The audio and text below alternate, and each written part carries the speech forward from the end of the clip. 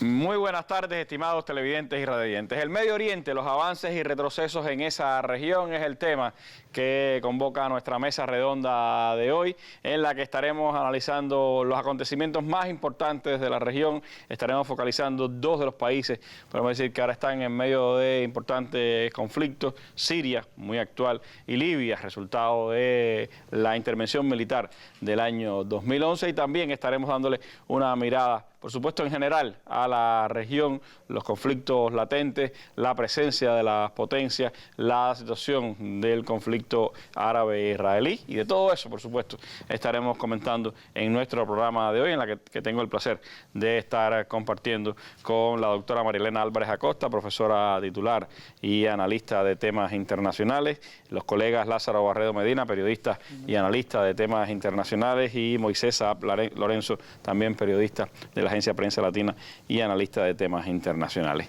Siguiendo las noticias en internet, me estará acompañando esta tarde la colega Jennifer Zubizarreta Arias, periodista del sistema informativo de la televisión cubana. Los invito a ustedes entonces a que nos acompañen en los 55 próximos minutos para entender un poco más de lo que está aconteciendo ahora mismo en el Oriente Medio.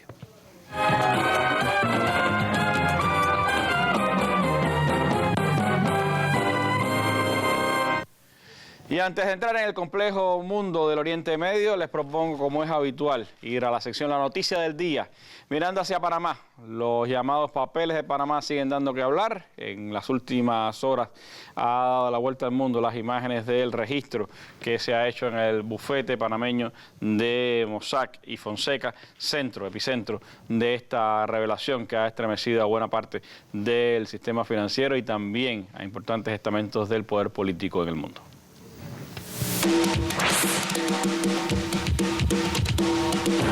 La Fiscalía de Panamá ingresó en la sede del bufete Mossack Fonseca como parte de una investigación de oficio abierta por su vinculación con el fraude fiscal conocido como Papeles de Panamá o Panama Papers. Otras filiales del grupo y la data center telefónica que brinda soporte informático también serán registrados. Fuentes de las investigaciones denuncian la escasa colaboración de esta firma de abogados. El objetivo de la operación es obtener documentación sobre las informaciones conseguidas por el Consorcio Internacional de Periodistas de Investigación, que apunta a la posible participación del bufete en actividades ilícitas. Conjuntamente con la Fiscalía, otros entes de seguridad del país están colaborando con la investigación. Entre tanto, el presidente del país, Juan Carlos Varela, ha pedido a Francia que desista de colocar al país, a Panamá, en la lista negra de jurisdicciones fiscales no cooperativas, manifestando que tomará medidas diplomáticas si Francia, si París insiste en seguir adelante con esta acción.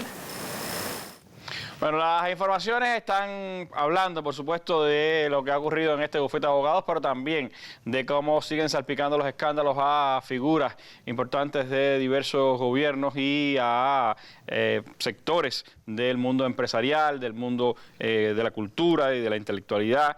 También se habla en estas últimas horas de el debate que hay en España con el tema de los papeles de Panamá y la implicación de uno de los ministros del gobierno de Mariano Rajoy, el gobierno en funciones en ese país. El ministro Soria está bajo fuego en estos minutos por su implicación en los llamados papeles de Panamá, o más que en los papeles, en la apertura de cuentas en este paraíso fiscal, y que ha llevado, por supuesto, también al debate, la amplia corrupción política que hay en España, el debate intenso que hay en estos momentos sobre diversos casos que están abiertos y ahora reforzados por estos de los papeles de Panamá. Y también pues se está hablando, se está pues especulando finalmente sobre quiénes están detrás de esta revelación. Como decíamos el otro día, pues todas las manos apuntan hacia Estados Unidos. En Estados Unidos algunas fuentes han tratado de hacer ver que fue Rusia quien está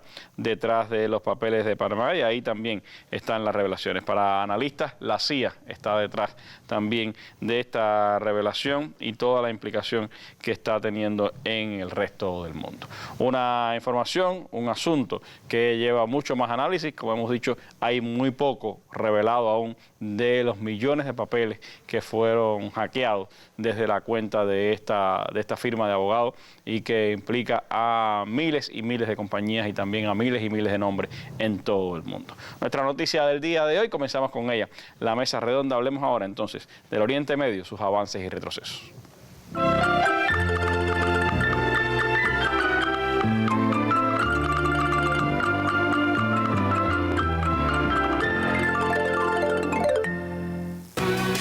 decide sobre su parlamento. El pueblo acudía masivamente a los centros de votación para elegir a los nuevos representantes de su Asamblea Popular, conocida como el Parlamento. La jornada inició desde tempranas horas. Hasta el momento se abrieron más de 7.000 centros de votación distribuidos en 13 de las 15 provincias de ese país. Los comités seccionales en las provincias anunciaron la disposición de cumplir con el proceso democrático, suministrar el material necesario para todos los centros electorales. Los comicios legislativos ocurren, recuerden, en medio de un proceso nacional de reconciliación, diálogos en Ginebra, en el contexto también de estos 5 años de guerra que ha venido enfrentando Siria. Realmente considero que la celebración hoy de las elecciones parlamentarias constituye un triunfo de Siria de cara a las difíciles circunstancias y a la guerra universal urdida en su contra para destruirla y desintegrarla. Y la participación en estos comicios ratifica nuestra firmeza y respaldo a nuestro ejército en defensa de la soberanía nacional. Hoy venimos a votar para demostrarle a todo el mundo, especialmente a Occidente, que estas elecciones son legítimas, desmintiendo sus alegaciones y desafiando sus herramientas terroristas que intentan derrotarnos, y así para ratificar nuestro apego a la patria y nuestro apoyo al líder de nuestra patria. Y el presidente de Bashar al-Assad afirmó que la guerra fracasó en lograr su objetivo de destruir la estructura social de la identidad de su país. Así lo declaró desde Damasco, la capital siria, luego de ejercer el voto durante estos comicios parlamentarios del miércoles 13 de abril. Estas elecciones parlamentarias son la segunda del inicio del conflicto en 2011. Coincide con el inicio de conversaciones de paz en Ginebra, Suiza, en medio de un proceso de reconciliación, incluso una tregua que comenzaba el pasado 27 de febrero. Sin embargo, recordar que frente al Nusra, el autodenominado Estado Islámico, no hacen parte de esta tregua. Bueno, en plena guerra, en un conflicto que ha llevado a este país a una situación muy compleja, el pueblo sirio ha estado acudiendo en el día de hoy a estas elecciones parlamentarias. ¿Qué significado, Lázaro, tienen estas elecciones para Siria? Tema, país con el que empezaremos este recorrido por el Oriente Medio. ¿Qué importancia tienen para Siria? ¿Qué percepción hay dentro de la propia Siria sobre estas elecciones? Las fuerzas que apoyan a Bashar al-Assad, las fuerzas que se oponen a este gobierno. Bueno, Randy, como hemos hablado aquí muchísimas veces, bajo el paraguas de los conflictos religiosos históricos, las grandes potencias han querido desbaratar todos los movimientos nacionalistas del Medio Oriente, y Siria es parte de esa intención en una guerra que ya lleva 5 años, ha causado más de 270.000 muertos, hay millones de desplazados, y ahora hoy, 13 de abril, se están celebrando esas elecciones parlamentarias, son parciales, o sea, no son presidenciales. En Siria hay un sistema presidencialista, pero el Parlamento juega un papel importante, y hoy se están celebrando esas elecciones cuestionadas, por supuesto, por muchas potencias occidentales que no estaban de acuerdo con la celebración de las elecciones. Es una cosa que llama la atención, tanto que hablan de democracia, de respeto a los procesos constitucionales. Según la Constitución siria, tocaba celebrar esas elecciones, es parte del proceso de normalización, y era lógico. Las últimas elecciones se celebraron hace 4 años, en mayo del 2012, y tocaban ahora, por Constitución, la celebración de estas elecciones, que coincidentemente en esta semana deben ser las conversaciones con los sectores que son apoyados por Occidente y que han sido parte de la oposición y de la guerra, salvo, como se dijo ahí en el reportaje de Telesur, las dos organizaciones completamente terroristas. No quiere decir que los otros no hayan sido también violentos. ACNUR y el Estado Islámico, y el Daesh, el Estado Islámico. En estas elecciones se han presentado más de 3.500 candidatos. Es una de las cosas que más ha llamado la atención, porque el ambiente electoral ha mostrado que hay muchos jóvenes postulados como candidatos a diputados de ese parlamento, hay que elegir, hoy estaban eligiendo a 250, hay más de 7.000 colegios electorales, de las 16 provincias, en 14 se iban a celebrar las elecciones, hay 2 donde no se van a celebrar porque están controladas precisamente por estos movimientos terroristas que están interactuando en territorio sirio. Las fuerzas estas de oposición aliadas a Occidente, Lázaro, ¿han tenido participación? ¿Han rechazado esas elecciones? ¿Cómo se han expresado? No están de acuerdo con la celebración de las elecciones, lógico, porque, fíjate, todo el proceso de negociación que hasta ahora se ha venido desarrollando viene precondicionado en lo que muchos expertos llaman la línea roja, que tiene que ver con los intereses de Estados Unidos, porque desde un principio Estados Unidos ha planteado que la solución al problema de Siria es la salida del presidente Bashar al-Assad. Y es ahí donde está la precondición que, por supuesto, esta gente quiere mantener, al contrario de lo que plantea el gobierno sirio, que plantea la búsqueda de una pluralidad, de una conciliación de intereses entre las fuerzas que respete realmente al gobierno legítimamente electo en Siria, y esa es parte del conflicto que estará presente en las conversaciones en Ginebra, porque todas las fuerzas con el apoyo de Occidente quieren presionar en la dirección de sacar al presidente de Siria, y es parte de toda la componenda que se ha venido moviendo y que ha hecho que la guerra llegue a este instante donde, con el apoyo de Rusia, realmente el gobierno sirio ha logrado grandes éxitos, ¿no?, desde el punto de vista de la derrota de estas fuerzas que fueron preparadas, armadas y mantenidas por las grandes potencias, empezando por los Estados Unidos. Sacar a toda costa del gobierno de Siria un conflicto, un proceso que, como decías, ha causado cientos de miles de muertos y también millones de desplazados. Es la consecuencia de la obcecación imperial, de los deseos de imponer, por supuesto, los designios del imperio para esta región. Pero hablábamos de que estaba en plena guerra, Moisés, este proceso. Sin embargo, han ocurrido cosas interesantes en las últimas semanas que permiten hablar de una cierta recuperación también del gobierno para enfrentar un proceso como este. ¿Cómo valoras esa situación interna, los avances que se han podido dar? En definitiva, ¿cuál es el panorama hoy de Siria hacia lo interno? Ante todo, mi saludo a la audiencia de Telesur, al moderador y a mis colegas del panel, con mucho afecto después de una larga ausencia. Bueno. Hay varias cuestiones que es preciso definir en este proceso. Por supuesto que la recuperación de Palmira no solamente es un golpe psicológico importante para las fuerzas mal llamadas yihadistas, en otra ocasión podemos hablar por qué digo mal llamadas yihadistas, takfiristas sería el término más apropiado, sino que además estratégicamente corta una de las líneas de suministro a estas fuerzas opuestas al gobierno constitucional sirio, que es un factor que suele pasarse por alto. ¿Por qué digo esto? Porque parte del guión que ocurrió en Libia y que se repitió o que se pretendió repetir en Siria fue restar legitimidad, en el caso de Libia, al líder Muammar Gaddafi y en el caso de Siria al presidente Bashar al-Assad. Occidente decretó, subrayado entre comillas, paréntesis y corchete, que ya el presidente Bashar al-Assad había perdido legitimidad. En la secuencia de lo que iba a ser el golpe fundamental para liquidar ese gobierno, que es un gobierno que tradicionalmente, con una sola excepción, la coalición contra Irak, valga recordarlo, siempre ha tenido una política independiente en favor de la solución del problema palestino de manera favorable para los palestinos y una postura en los movimientos, los no alineados, en las Naciones Unidas, etcétera, opuesta a los designios de Estados Unidos y del Occidente en el Levante.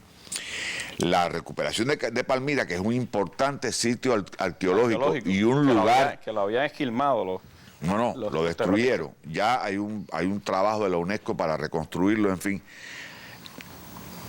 Decía hace un momento, además estratégicamente es importante y puso en evidencia que la participación de las fuerzas aeroespaciales rusas, y voy a hacer una pequeña digresión, en esta mesa, hace 5 años, en una mesa también, coincidimos en que en Siria no se iba a repetir el guión libio.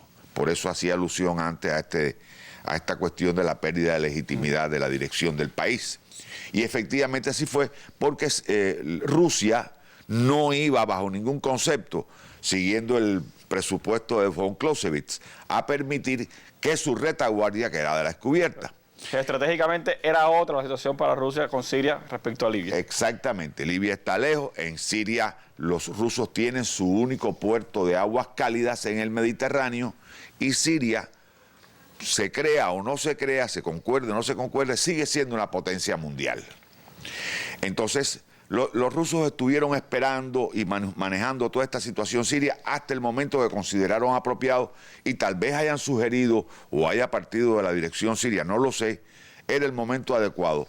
Y las fuerzas aeroespaciales sirias, rusas, en menos de 2 meses lograron lo que la llamada coalición internacional formada por 40 países no ha conseguido en más de 3 años de creada. Eso tiene un mensaje, tiene un significado obvio. O los rusos son más espectaculares que nadie, militarmente hablando, o simplemente la coalición fue un paripé para justificar y permitir la atomización de Siria, que es lo que se está buscando. Y para apoyar a esas fuerzas que se estaban instalando frente a... Porque no debemos olvidar que el Estado Islámico, aparte de ser un hijo de Al-Qaeda, surgió en Irak, donde en el norte de Irak, más específicamente en la zona de exclusión aérea creada por Occidente con el pretexto de defender a los kurdos.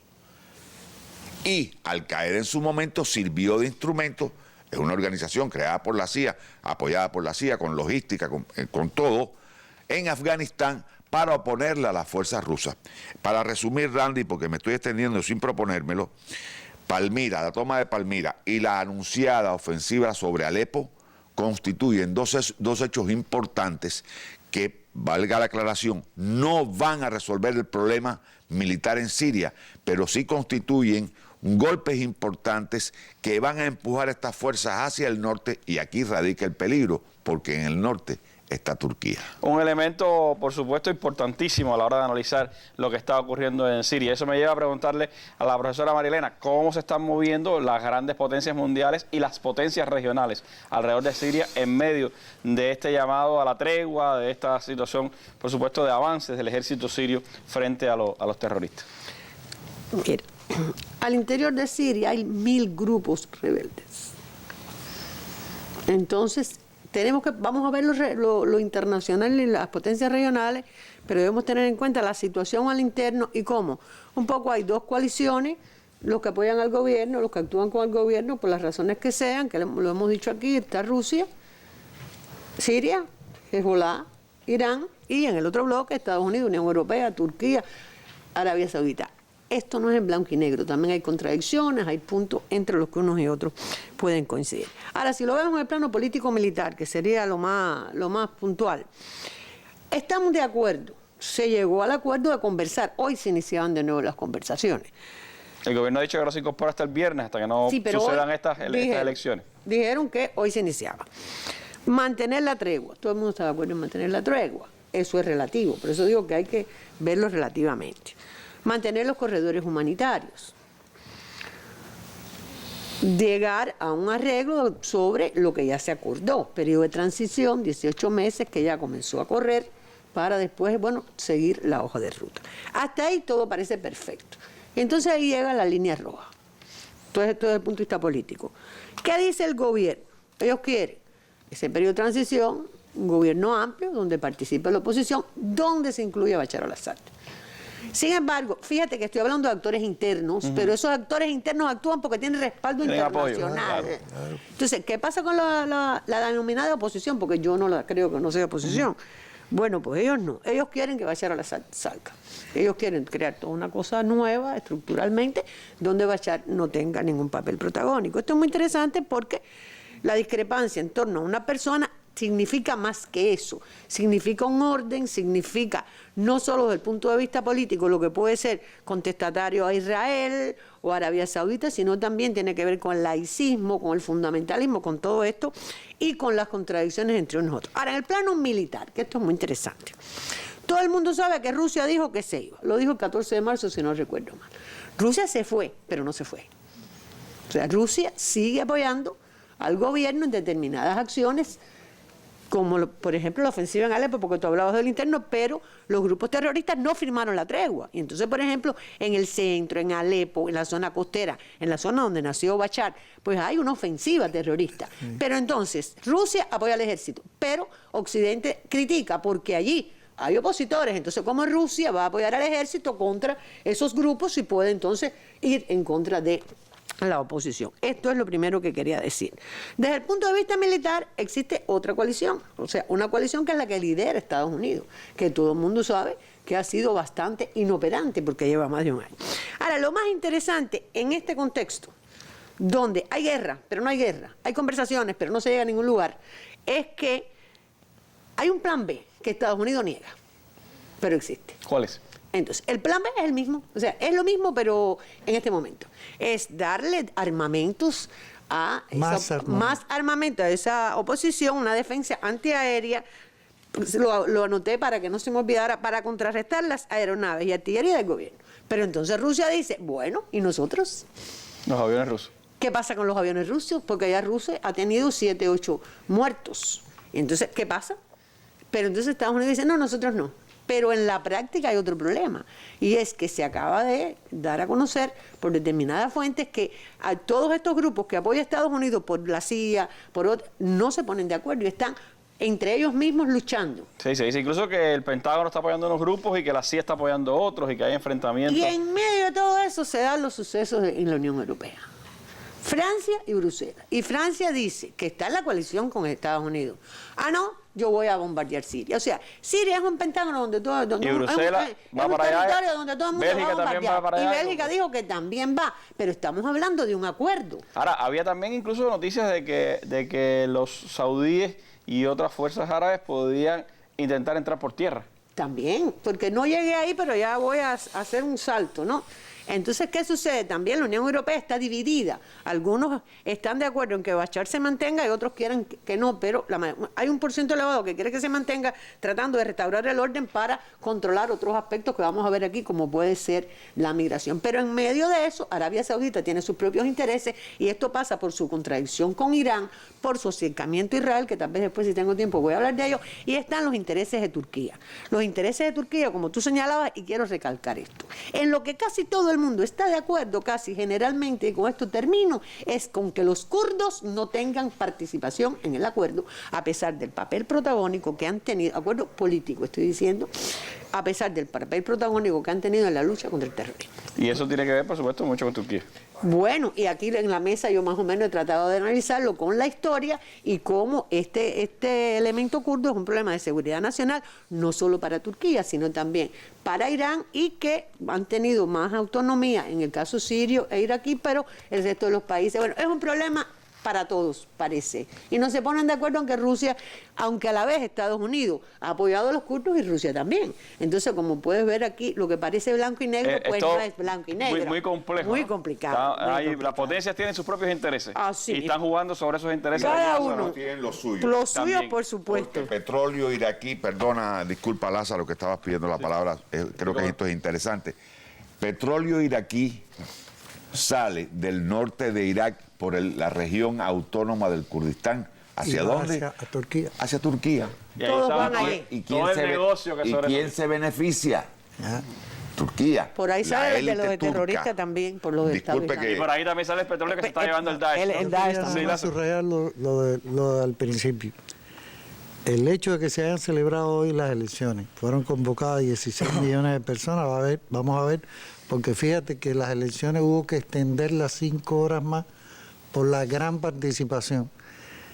Yo creo que le dan la razón al Assad, con medio de todas las contradicciones, con que en Siria hay un proceso distinto y diferente. Hay una identidad nacional que es lo contrario a lo que se ha visto en todos los demás proceso, porque después de 5 años de guerra, de desbarajuste, desastre, que haya respuesta, yo creo que eso no se puede ignorar. Y una situación totalmente diferente a la de Libia, un país del que estaremos hablando en los próximos minutos aquí en la Mesa Redonda.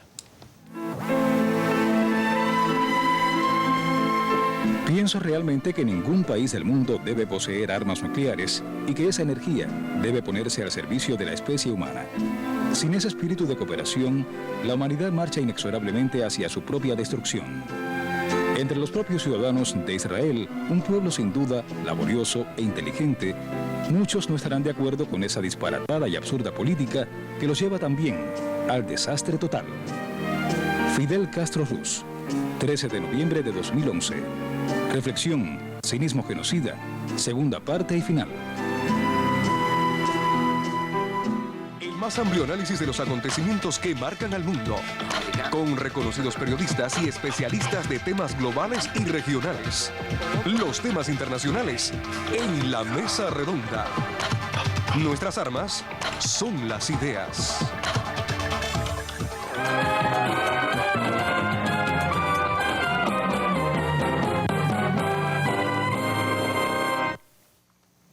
Bueno, y decíamos que la situación de Siria es diferente a la de Libia, un país que desde hace 5 años, precisamente por estos días, ha estado inmersa en una contienda azuzada por los bombardeos de Estados Unidos, Francia, Inglaterra y toda aquella coalición que crearon contra Libia, y por un proceso que sobre todo tendía al desmembramiento de esa nación. ¿Qué ha pasado en estos 5 años? ¿Cuál es la situación actual de Libia? Sobre eso me gustaría que Moisés nos ilustrara. ¿Qué está pasando ahora en territorio libio? ¿Qué dicen las informaciones y los analistas?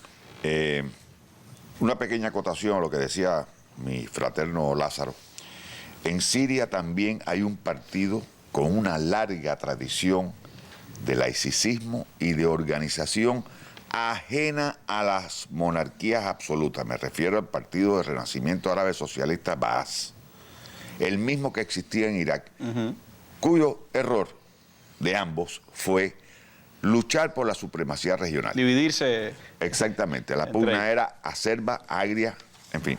Dicho esto, volvemos a Libia. Voy a parafrasear a Gabriel García Márquez cuando te digo que, para resumir la situación libia, eso es la crónica de un desastre anunciado. Es cierto que Libia tiene petróleo, tiene más petróleo que personas, pero no se puede olvidar que Libia era el país con mayor índice de desarrollo humano en África. Muammar Gaddafi cometió varios errores: la guerra en Chad, proclamarse rey de reyes. Seamos sinceros y vamos a decir la verdad descarnada. Perdió el tino, perdió la visión de la realidad, la noción de la realidad, mejor diría yo. Pero en realidad el país funcionaba. Un país con enormes riquezas petroleras, esto es una redundancia ya, un enorme manto freático de agua fósil con el que pensaban incluso crear ríos para irrigar el desierto. Y bueno, pues... casi 200.000 millones de dólares en bancos europeos, exactamente. Es decir, que el dinero sobraba, te casabas, te daban casa, no te daban la mujer porque tenías que buscártela tú para no romper la tradición, pero bueno, hasta eso. ¿Cómo una te la buscaban? A mí nunca me buscaron ninguno y yo estuve ahí. Pero bien, volviendo al tema. Libia era de esperar hasta en cierta medida que ocurriera lo que ocurrió, porque en Libia no ocurre una situación francamente, de movimientos básicamente mercenarios, que son los que tienen el poder de facto y de jure en la actualidad. Ahora, había 2 gobiernos, ahora han logrado hacer un solo gobierno y resulta que... Hablan de un gobierno de unidad, pero en la práctica... En la práctica no existe. Es un gobierno que uno está refugiado en el oriente del país, protegido por Egipto, y otro está actuando en Trípoli, protegido por la hermandad musulmana, que es un factor, una organización que constituye un factor regional importante, al que tal vez no le hemos dedicado el tiempo que merece, pero en fin. Entonces, ¿qué ocurre en Libia? Es una fragmentación, no es un país, son un grupo de tribus que pugnan entre sí por controlar los recursos económicos del país, los recursos petroleros, y que ha devenido el principal emisor de emigrantes indocumentados hacia Europa. factor que han aprovechado estas organizaciones extremistas para enviar a sus hombres hacia Europa. Y no gratuitamente. En el año 15 advirtieron a Europa que los vamos a golpear y han cumplido su palabra. Justo es decirlo, con los resultados que es de lamentar, pero que es cierto. Y esto es una cuestión... Hablabas, Moisés, de un elemento que me parece vital también. Es decir, se habló cuando Libia de que eso iba a un proceso de desmembramiento. Y hoy se habla de decenas y decenas de grupos armados, tiroteos prácticamente todos los días en las ciudades, pero se habla también de que la propia producción petrolera, esa gran riqueza que tiene Libia y la economía en general está en una situación bastante porque incluso ha habido quebrada, ¿no? un propósito de secesión de la región de Sirte, que es donde están 3 importantes puertos de embarque de petróleo, la Ras Lanuf, etcétera, y 2 más. Entonces, es simplemente un grupo de pandilleros que pugnan por controlar estos recursos económicos, energéticos, en el caso de Libia, porque en Libia el petróleo fluye, es como Irak, es un petróleo que fluye de las arenas del desierto. Y además, de muchísima calidad. De enorme calidad, exactamente. Que puede tener alguna relación con la situación de los precios del petróleo en la actualidad, valga decirlo, porque todo este petróleo ilegal fluye hacia los mercados, se pierde de dónde proviene, pero está ahí y constituye una plétora del recurso que contribuye a disminuir los precios. Y es utilizado contra países como Venezuela, por ejemplo. Ya ayer Rusia y Arabia Saudita alcanzaron un acuerdo de congelación de los precios porque los está golpeando a ellos. Casi es incosteable. Hoy de hecho subieron un poquito los precios. Por ese anuncio. Ahora bien, volviendo a tu pregunta, el caos en Libia simplemente no tiene solución, porque Libia es un país de gran tradición beduina, con un componente explosivo que son los ciudadanos del sur del país, que son africanos étnicos. Aquí en cierta medida podría repetirse, diría yo, la situación que ocurrió en Sudán, con la separación del país en Sudán del Sur y Sudán. Esto es un factor explosivo, también están pugnando por poder económico. Y como no hay un gobierno sólido, como ocurría cuando Gaddafi, que había un ejército estructurado, había policía, había servicios de orden interior y demás, que mantenían la situación controlada, pues aquello está a la desbandada, todo el mundo pugnando. Y me recuerda una vez lo que me dijo Walid Jumblat, le pregunté, ¿arderá el Líbano? Me dijo, el Líbano ya arde. Es lo mismo que ocurre para completar la oración, me dijo, del sur para acá, somos un grupo de tribus que combatimos entre nosotros. Y es lo que está ocurriendo en Libia. Y va a seguir ocurriendo porque ni este proyectado gobierno de unidad nacional, ni todos estos grupos que están en contra, ni la hermandad musulmana, ni todos los actores internos, tienen la voluntad de regresar a la normalidad. Porque regresar a la normalidad, ¿qué papel desempeña Libia? ¿Es la Libia de Gaddafi? ¿Es la Libia que actuaba en la Unión Africana contra el apartheid en Sudáfrica? ¿Es la Libia del movimiento de los no alineados en la cuestión palestina? No, ni mucho menos. Va a ser un país sin identidad porque no la ha tenido. Esa es una situación sin duda que presiona a Estados Unidos, presiona a Europa, que está recibiendo todos esos migrantes. Son las consecuencias del conflicto que ellos mismos generaron. Y de hecho, Marilena, el presidente Barack Obama declaró en marzo a la revista The Atlantic que Libia era un total caos, así le dijo en una entrevista a la revista The Atlantic. Y ahora acaba de haciendo recuento de su mandato con la cadena Fox News, acaba de señalar a Libia y el no haberse ocupado de Libia después de la intervención militar como el principal error de su presidencia. ¿Qué decir sobre estas declaraciones? ¿Qué valoración hacer sobre ese papel de Estados Unidos y las potencias europeas ahí en Bueno, Libia? yo quiero decir 2 cosas. Es difícil interpretar lo que alguien dice, porque uno no es adivino. Pero los hechos hablan por el presidente de Estados Unidos. Lo otro es que yo busqué la traducción exacta, porque más allá del inglés que sé, llamé a unos amigos míos, como 4 dijeron, es así. Fue no planificar lo que venía después. Sí. El día después. ¿Qué quiere decir esto? O sea, la invasión iba igual. Sí, dijo, creo que fue legal la invasión y fue necesario. Pero era ilegal, además. Pero entonces, ¿cómo tú puedes pensar que el dirigente más poderoso del mundo, el país más poderoso del mundo, pues bueno, se equivocó, pero se equivocó en Siria? Igual, lo que las consecuencias parecen diferentes, pero ¿qué cantidad de muertos y refugiados tiene Siria? Lo salvó Putin. Lo salvó Putin y Bonnie hasta le dio. Pero ahora, ¿cómo ha sido recibido? Es lo primero que quiero decir. Bueno, yo leí algunas cosas de la portavoz del Ministerio de Relaciones Exteriores de Rusia y ella decía que era un error predeterminado. Es el error que siempre comete Estados Unidos, porque ahí está Afganistán. Parece que Obama no se sabe la historia de su país, de sus agresiones. Ahí está Irak. Porque los muertos... lo que pasa es que las consecuencias en Siria han sido más desastrosas. ¿Por qué? Porque además quiero decir, ¿a qué se refiere él con un día después? ¿A los muertos? A Libia.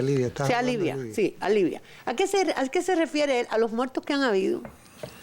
¿A realmente lograr el control político y poder explotar el petróleo? ¿A qué se refiere él con el día después? El día después es que logró los objetivos o no los logró, o no ha podido hacer lo que él quería, que es el control geopolítico y militar, porque recordemos que la primavera árabe fue una amenaza para Estados Unidos, pero le dio oportunidades y entró en Libia, porque Libia es el corazón de esa África, y bueno, es posible que no tenga tiempo, pero no solo ha repercutido para Europa, porque todo el mundo ve a Europa, no, yo veo a los migrantes y a los africanos cruzando el Mediterráneo, pero todo el mundo ve a Europa. Europa tiene una crisis, no, la crisis está en el sur. Y cuando usted va para abajo, ese terrorismo también fue a Libia. Y cuando usted para abajo, el terrorismo también está en la línea del Sahel. Y Estados Unidos, Obama parece que se ha vuelto a equivocar. Lo que hace es establecer bases en ese lugar. Y entonces yo sacaba la cuenta, Afganistán, Siria. ¿Qué postura ha tenido Obama, que se equivocó el día después con respecto a los refugiados o a esos africanos que pasan por Libia, que ahora nadie lo controla, o que lo controlaban de determinada manera? Tampoco ha hecho nada. ¿Y qué hace entonces con la situación socioeconómica? Entonces, a mí me parece que es oportunista lo que plantea Obama, porque además, a continuación dijo, tenía más fe en que los europeos, dada la proximidad de Libia, se implicarían más. Sí, ellos tenían que haber hecho más. Pero él fue quien dirigió la operación. Estados Unidos es el jefe de esa coalición. Porque podemos decir, como comentábamos, que Sarkozy, Gaddafi le había dado mucho dinero, o que Italia seguía pensando en su época colonial y lo que quieren es dividirla de nuevo. Pero Estados Unidos era la cabeza de esa coalición. Y otros también tuvieron responsabilidades porque no vetaron esa resolución. Pero entonces, por lo menos, después rectificaron. Pero en el caso de Estados Unidos, y sé que hay poco tiempo, en el caso de Estados Unidos no rectificó Obama. Porque en Siria está tratando de hacer lo mismo. Pero en Siria, más allá de todo lo que han dicho los compañeros acá, tiene una alianza de minorías muy fuerte, tiene un ejército con una tradición muy fuerte y tiene un gobierno muy fuerte. Y esa alianza de minorías le ha permitido a Bashar que esa mayoría de la población esté allí. Y lo último que voy a decir es que también ya lo dije una vez y lo vuelvo a decir hoy, es muy extraño que la cantidad de refugiados haya salido en determinado momento, haya salido por Turquía y esté presionando a la Unión Europea y esté logrando determinadas cosas. Porque, como dice Chomsky, en Medio Oriente todo está unido, pero no solo unido a Medio Oriente, está unido a Europa, está unido a Rusia, está unido a Estados Unidos y hasta nosotros está unido, porque también nos influye en el contexto de las relaciones multilaterales y en la correlación de fuerzas. Hay sin duda una situación compleja, muy difícil en toda la zona. Y si hay un elemento que está confluyendo tanto en Siria como en Libia, es el tema de los migrantes. Que en el caso de Libia tenía una complejidad mayor, Lázaro, porque Libia estaba lleno de migrantes africanos que trabajaban en territorio libio y que ahora están también desperdigados en medio de esta situación. Muchos se han ido, por supuesto. Y otros sufrieron incluso la guerra, el descarnio durante la guerra. En medio del caos que hay, que como ella decía, el día después que hicieron el desbarajuste total de ese país y han creado ahí un caos. Fíjate que ahora en Italia se vuelve a retomar la idea colonialista del siglo XIX de hacer 3 estados libios. Que aquí lo tengo, Cirenaica, Tripolitania y Fezzan. De hacer 3 estados con una fuerza militar ANCOT de la OTAN. Es más o menos lo que pretendieron hacer en Irak también, tratar de dividir Irak en pedazos. Ahora están pensando para Libia. Pero aquí sí no tienen cómo resolver, por eso que él explicaba de los beduinos. Es que subestiman a los pueblos siempre. Ahí sí no tienen cómo resolver el problema. Y entonces, las costas libias del Mediterráneo quedaron en manos de las mafias y son cientos de kilómetros entre Túnez y Libia. Tienen el control de todo el Mediterráneo. Túnez lo controla un poquito más, pero Libia eso es en manos de las mafias. En manos de la mafia. Entonces, de ahí es que no solo del Cuerno de África, sino también del África subsahariana, las migraciones vienen en grandes cantidades y se van a seguir multiplicando porque son imparables, salvo que le apliquen la fuerza militar y empiecen a hundir los barcos y se arme el gran escándalo, porque no tienen otra manera de solucionar el problema como no sea por esa vía, porque en Libia no tienen ningún control. Estaba leyendo unas estadísticas que decían que en el 2010, antes de la guerra, habían pasado desde Libia hacia Europa unos 4.500 migrantes, que en el año 2014 superó 170.000 migrantes. Quiere decir que la situación se ha multiplicado por varias veces. Se coge de todo lo que ha pasado, porque está también Melilla, hay una cantidad de problemas. Se ha multiplicado por 7 veces. Y si a eso le suma lo que está pasando con Siria, pues la presión que está recibiendo Europa, consecuencia de sus propias políticas coloniales e imperiales, está creando una situación terrible. Por lo menos en las costas libias no tienen cómo controlar ese... Se dice que incluso la mafia esta ha incrementado los precios del traslado. Se han multiplicado y las muertes también. Sí, hay muchas muertes en el estos momentos están cobrando cerca de $1.100, $1.200 por pasajero, y esos son, dicen que son, que para los que huyen, que van a súper hacinados, es como si viajaran en primera clase. Son barcos además que han ido incrementando la cantidad. La miseria, la guerra, porque aquí hay una serie de factores que tienen que ver con África, que están incidiendo en esto, y no es solo la guerra, es los grandes problemas sociales que tiene África, que no encuentran solución, no hay apoyo. Fíjate, para resumirte rápidamente esto, hablamos de los 17 Objetivos de Desarrollo Sostenible y todavía no se ha resuelto el problema del financiamiento para esos países para evitar toda esta secuela. Y si además, si a eso le sumas a esa pobreza, le sumas la guerra y lo que crea la guerra en esas poblaciones, evidentemente será imparable ese flujo de migrantes. La situación está bien complicada y además ha creado presiones sobre diferentes países europeos. Las últimas informaciones de hoy, las últimas imágenes, son estas que vienen desde Macedonia, la represión contra los migrantes que están llegando a ese territorio europeo. De nuevo un grupo de entre 50 y 100 jóvenes se acerca a la frontera con Macedonia con el mismo grito de siempre: que abran el puesto fronterizo. Comienzan a lanzar piedras y la policía macedonia responde con gases lacrimógenos y granadas aturdidoras. El grupo ha intentado derribar la alambrada que separa la frontera de Grecia con Macedonia. Algunos testigos han contado que los refugiados han sido menos y que las fuerzas antidisturbios han empleado menos fuerza que hace 3 días. Hay algunos heridos. Y estos incidentes se han producido a muy pocos metros donde se encontraba precisamente el presidente de Macedonia, George Ivanov. Estaba visitando junto a sus homólogos de Croacia y Eslovenia un centro de recepción de migrantes. Bueno, terribles imágenes que se repiten todos los días en medio de esta tragedia migratoria que desde Siria y desde Libia fundamentalmente está avanzando hacia Europa. Pero ¿cómo lo está viendo la prensa internacional? ¿Qué dicen los analistas sobre los sucesos en ambas naciones, en el Oriente Medio en general? Vamos de inmediato hacia nuestra sección de internet con la periodista Jennifer Zubizarreta.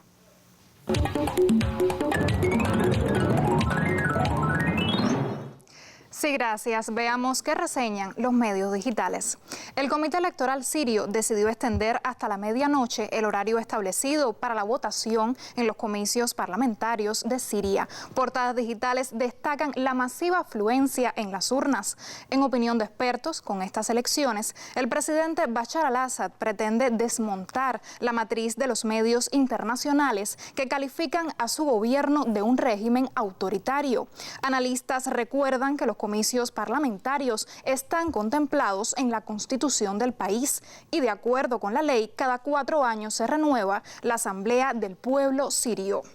Según expertos, el Estado sirio busca legitimarse a pesar de las condiciones impuestas por la guerra. En los últimos días, medios digitales se hacen eco de la disposición de este pueblo para demostrar al mundo su sentido de pertenencia nacional. Otra arista importante del tema tiene que ver con la hoja de ruta para la paz en Siria. Telesur explica que el parlamento que se forme será el encargado de la nueva constitución del país si las negociaciones de paz en Ginebra logran un acuerdo sobre la unificación del Estado sirio. Precisamente la guerra en Siria y la lucha contra el terrorismo estarán entre los puntos centrales de la 13ª cumbre de la Organización de Cooperación Islámica programada para este jueves y viernes en la ciudad turca de Estambul. El rey de Arabia Saudí, Salman bin Abdulaziz, ya se encuentra en Ankara para fortalecer alianzas con Turquía. El panorama se complejiza, pues Turquía respondió nuevamente a un ataque con proyectiles lanzado desde Siria contra la ciudad fronteriza de Kilis. El hecho se atribuye al Estado Islámico y, según el primer ministro turco, el grupo terrorista pagará un alto precio por estas acciones. Terminamos en Libia, donde el caos social impera desde el derrocamiento del presidente Gaddafi en 2011, una situación que propicia que bandas de traficantes utilicen sus costas para embarcar a migrantes. El presidente Obama reconoció este domingo que su mayor equivocación como jefe de Estado fue la invasión a Libia por no prever sus consecuencias. La anarquía ocasionada en ese país por la disputa del liderazgo político y el posicionamiento de grupos terroristas son parte de la realidad que dejó la intervención de 2011. Con esta información estamos cerrando la prensa digital. De vuelta a la mesa. Gracias, Jennifer. Este jueves, en la Mesa Redonda, el 7º Congreso del Partido. Detalles sobre el proceso desarrollado desde la base hasta el Congreso del Partido Comunista de Cuba, la composición de los delegados, los temas que discutirá el evento y otros temas de interés serán informados el jueves en la Mesa Redonda con la participación de organizadores y delegados al magno evento de los comunistas cubanos. Cuba Visión Internacional y Radio Habana Cuba transmitirán este programa desde las 7 pasado meridiano y el canal educativo lo retransmitirá al final de su emisión del día. Mesa Redonda. Más allá de la noticia.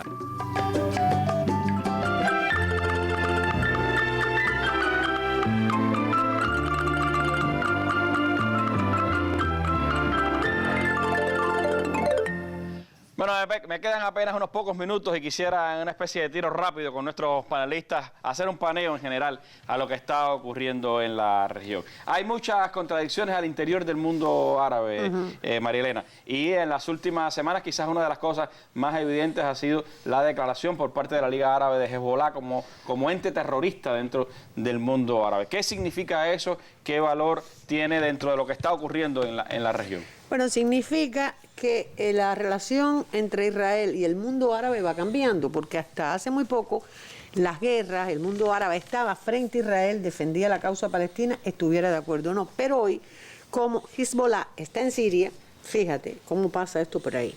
Hezbollah ha sido la única organización, la única milicia, el único órgano que ha derrotado a Israel.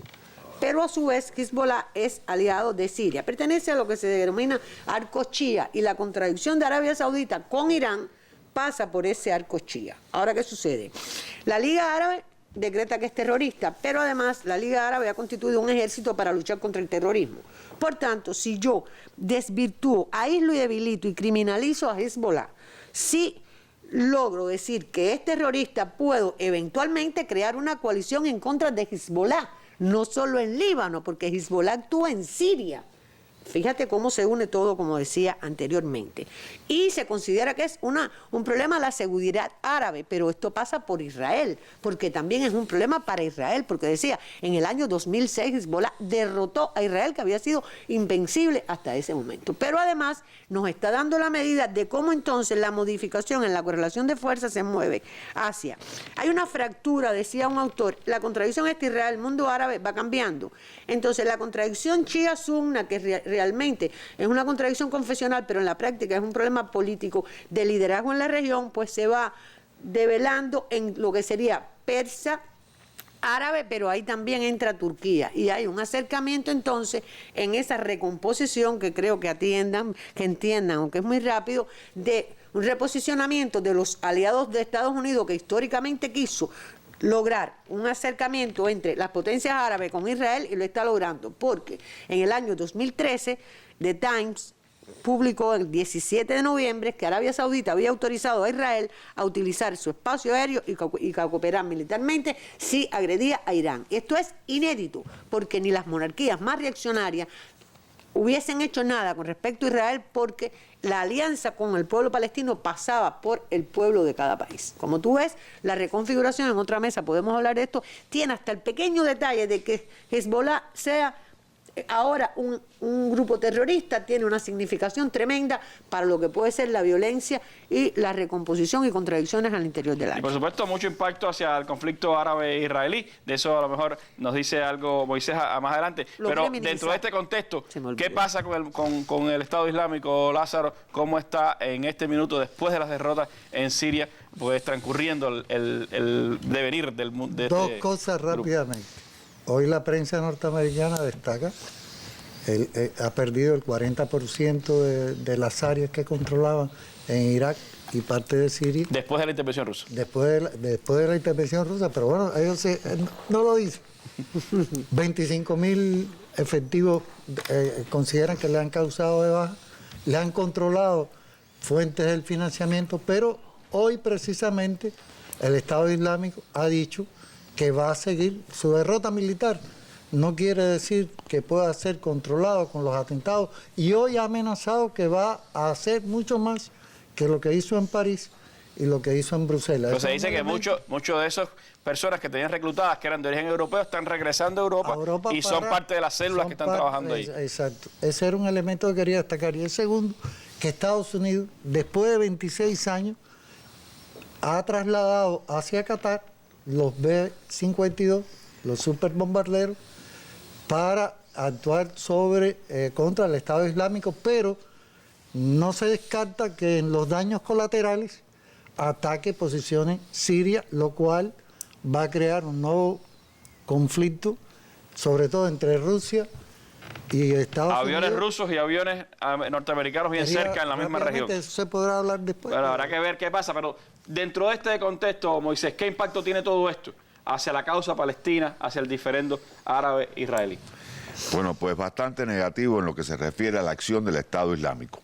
En el año 14 hubo un auge de las acciones de Estado Islámico en Irak, en Siria, en el terreno militar, y coincidió, y como en política no hay casualidades, con la vasta agresión de 60 días de Israel contra Gaza, que costó la muerte, o costó la vida, mejor dicho, a más de 2.200 civiles, 100.000 lesionados, decenas de miles de desplazados, y de lo que se hablaba, yo estaba en el Cairo en ese momento, de lo que se hablaba era de aquella erupción de ataques cotidianos en Irak, que eran decenas todos los días, coches bombas, etcétera, etcétera, y no se mencionaba la cuestión de la operación, de la agresión, vamos a ser exactos, israelí contra Gaza.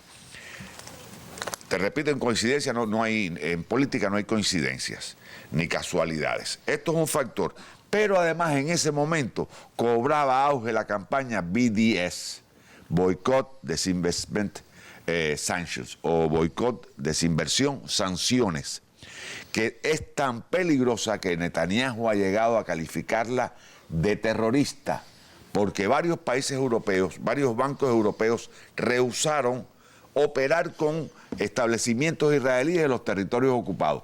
Esa es la primera fase de la operación esta de boicot. No negociar con entidades israelíes acentuadas en los territorios ocupados. Después venían la desinversión en estas entidades israelíes y después las sanciones. Todo esto ocurre, todo este auge de Estado Islámico, Siria, Libia, Irak, todo este conjunto de situaciones, y Yemen, que no se ha mencionado aquí, pero que es un factor explosivo importante porque es en la frontera con Arabia Saudita. Se decía aquí hace un momento muy breve, disculpe, que Arabia Saudita había amenazado con intervenir con tropas terrestres en Siria. Lo dudo, porque están metidos en el pantano yemenita y no están en condiciones de ahí que haya una tregua programada.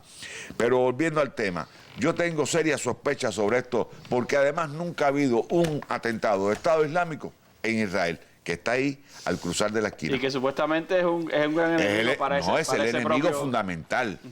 Bueno, pero le quieren pasar la página a los palestinos y se minimiza el problema palestino y Israel está acabando con ellos. Ese es la gran, pudiéramos decir, el gran resultado de lo que está ocurriendo en el Oriente Medio. La gran causa del pueblo árabe está siendo disminuida en medio de tantos conflictos y de tantas guerras en esa región, y por supuesto la existencia de un Estado Islámico detrás del cual hay muchísimos intereses y que todavía no están a la luz todos y cada uno de esos intereses. Le agradezco a nuestros panelistas su participación esta noche con nosotros en la mesa redonda. A ustedes los invito mañana a nuestro programa sobre el 7º Congreso del Partido y bueno, estaremos de vuelta, por supuesto, con nuevos temas en nuestro programa. Nos despedimos con las imágenes del día. En Francia, precisamente hablando de Europa, han procedido las protestas contra la reforma laboral que impulsa el gobierno. Los universitarios están al frente de esas manifestaciones. Imágenes del día. Muy buenas noches.